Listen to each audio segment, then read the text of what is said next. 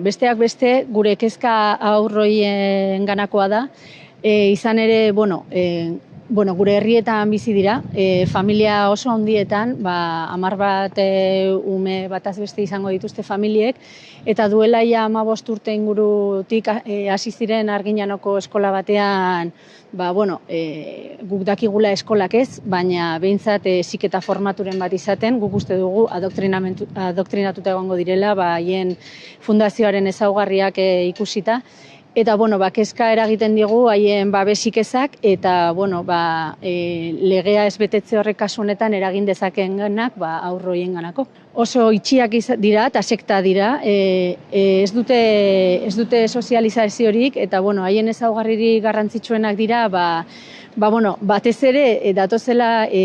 frankismoaren garaiko familia ezagunetatik, eta haiek onartzen dutela, ultraeskuinekoak direla, erlijioa muturreraino eramaten dutela, eta ez direla gainera erlijio katolikoaren barruan sartzen, orduan azkenean kanpo daudela hemengo bizitza erlijiosotik ere, edo arruntetik behintzat guk dakigula, eta gero umeen kasuan ikusten dugu nola doktrinamentu izaera bat edo duen, nola lerratuta joaten diren, eta erlijioarekiko oso itxita dauden, eta ez haien usten herrikoekin parte hartzen, eta gu asko kezkatzen gaituena da golpistak izatea, eta demokraziatik kanpo dagoen beste frankismo bat edo hemen ezarri nahi izateak beste formaturen batean, agian gaurkotua, baina antzekoa izango dena, ez dena izango euskaltzalea, ez euskalduna, ez da feminista ere, ez da aniztasunaren aldekoa ere, eta oso errepresiboa eta militarra izatea. Uste dugu oso gutxi egin dela 15 urtetan, badakigu inspekzioak egon direla, badakigu gainera hori